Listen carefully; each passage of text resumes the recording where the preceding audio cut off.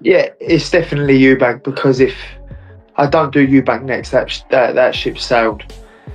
So it has to be Eubank next. If it's not Eubank, then Conor Benn isn't hiding his emotions. He's laser focused on one mission: getting Chris Eubank Jr. back in the ring. For Ben, the rematch is more than just another fight. It's personal.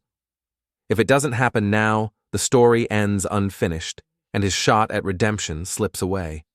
Ben has made it clear it's Eubank or nothing. Behind Ben's passion lies a harsh reality. Eubank has already beaten him once, and many believe history will repeat itself. When the dust settles, it could be Eubank Jr. standing. You think you won the fight? I do think I nicked the fight. I wouldn't have minded it going either way. But Tall again, reminding the boxing world why he's a class above. But Ben isn't backing down. He's fired back, claiming he did enough to win the first fight and branding the judges' scorecards as outrageous. While he admits it was close, his belief in victory may reveal a deeper truth. He still might underestimate what it takes to beat someone of Eubank's caliber. In their first meeting, Eubank displayed superior Conor come back, he'd be a better fighter. We've got a lot to go back. Well, not a lot to go back, just to be able to take timing, control, and ring IQ, hallmarks of a more polished fighter. As talks of a rematch gain momentum, the question isn't whether Ben wants it, but whether he can handle another dose of Eubank's dominance. Enter Nigel Benn, Conor's father and former world champion, who's erupted in fury. He's called the decision a robbery and dismissed Eubank Jr. as a paper champion. In Nigel's eyes, Conor wasn't at his best, and Eubank simply took advantage. He claims the bout was rigged to favor Eubank and demands an immediate rematch.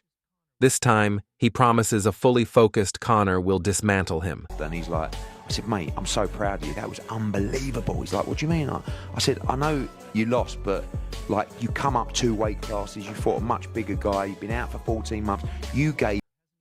With pride on the line and tempers flaring, the storm is building. Promoter Eddie Hearn is already drawing up plans for what could be one of the most explosive rematches in recent memory. And he's not holding back in backing Ben. Promoter Eddie Hearn applauded the sheer guts it took for Conor Benn to step up. Not just 1, but 2 weight classes, to take on the daunting challenge of Chris Eubank Jr. He gave full credit to Ben's bravery and hunger to chase greatness. But even Hearn couldn't deny we'll decide whether we do the rematch or drop down to the natural weight 147 and fight for the world title. the brutal truth. From the opening bell, Eubank Jr. operated on another level.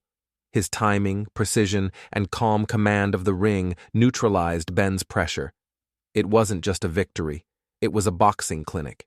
Still, the fire for a sequel burns bright. Tony Sims, Ben's trainer, strongly disputes the narrative of Eubank's dominance. From his corner, Ben was the aggressor, pushing the pace, landing the cleaner, more telling shots, and showing far more urgency. Sims labeled the decision a robbery, insisting that Ben's hustle, heart, saw that Junior is too big a man. These weights that they are flouting is this, and grit should have earned him the win. Already plotting the comeback, Sims is confident that a sharper, more focused Ben can flip the script in a rematch. Yet beneath the talk of redemption and revenge, a hard truth lingers.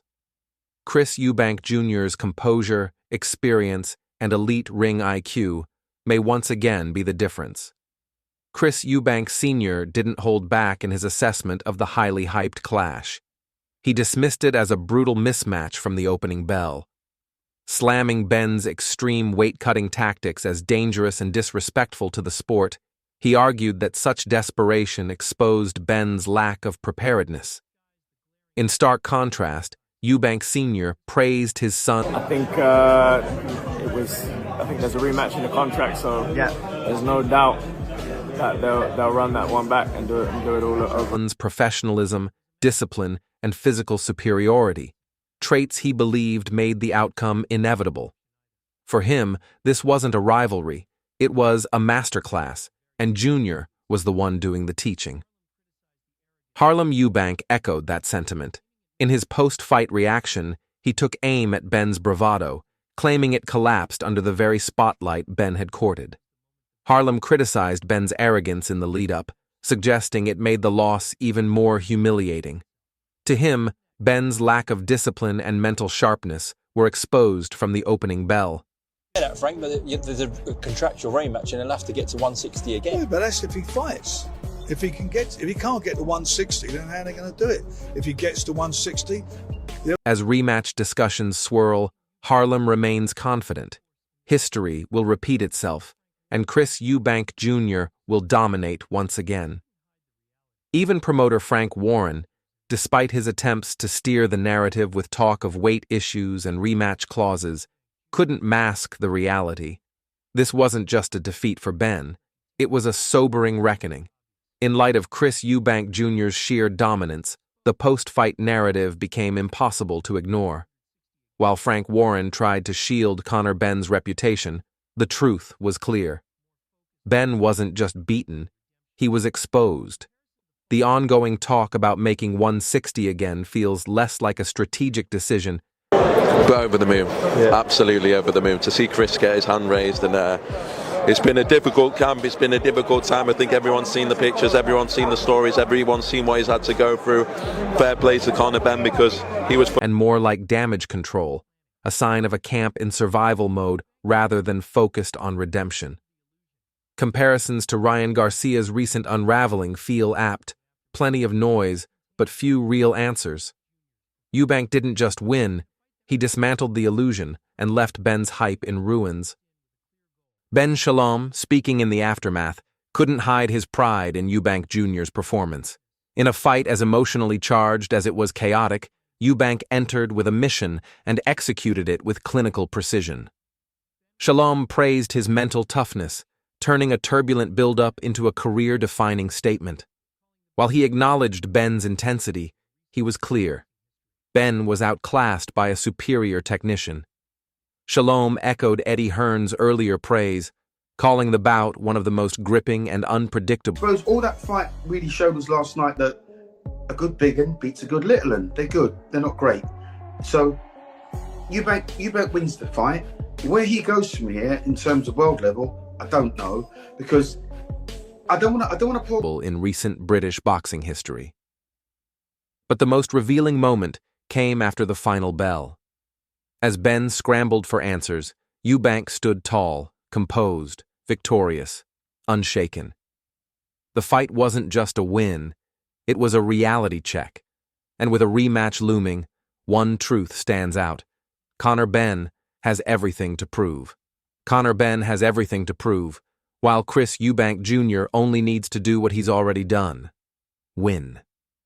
Former world champion Duke McKenzie didn't mince words in his brutally honest assessment of their clash, asserting that Eubank Jr. is operating on a completely different level.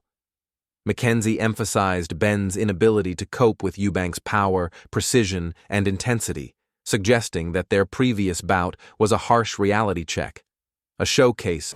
A really good fight. I think it was a lot closer than what it was.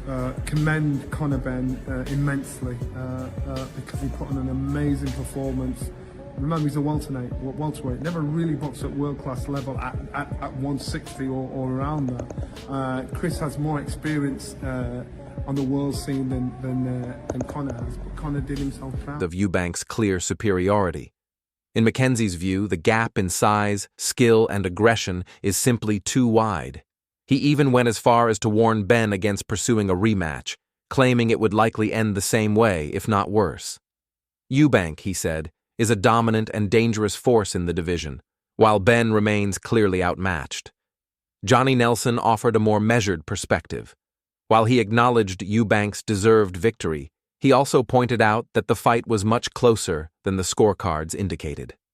Nelson applauded Benn's courage in stepping up to an unfamiliar 160-pound weight class and praised his grit, resilience, and unrelenting pressure. Still, he noted that Eubank's world-class experience, composure, and conditioning were the defining factors. Despite Benn's heart and work rate, it was Eubank's refined skill set, honed over years. I don't know if it was so much Conor surprised me how well he boxed because of the way Chris Eubank must have been feeling, because he was, you know, it looked terrible on the scales. Absolutely. At the elite level that swung the bout in his favor. Billy Nelson, on the other hand, provided a contrasting take.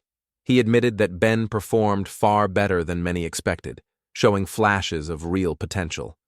However, he was unimpressed with Eubank's physical condition leading into the fight, calling his appearance on the scales terrible. Billy questioned Eubank Jr.'s conditioning for such a high-stakes bout and criticized Benn for not fully capitalizing on what may have been a rare opportunity. From Nelson's standpoint, the bout wasn't a one-sided schooling, but rather a missed chance. A fight that raised as many questions about Eubank as it did about Benn. Amid the expert analysis, one voice stands out. Nigel Benn, Conor's father, and a former world champion himself. Known for his passion and unfiltered opinions, Nigel has already voiced his belief that the fight was a robbery. Fiercely loyal and protective, he refuses to accept that his son was outclassed, insisting the decision was unjust, and calling for a rematch. So what would Nigel Benn say about his son's performance? Without question, he'd double down, calling out the judging, defending Conor's grit, and vowing that next time the result will be different. To him, the fight isn't over. It's just getting started.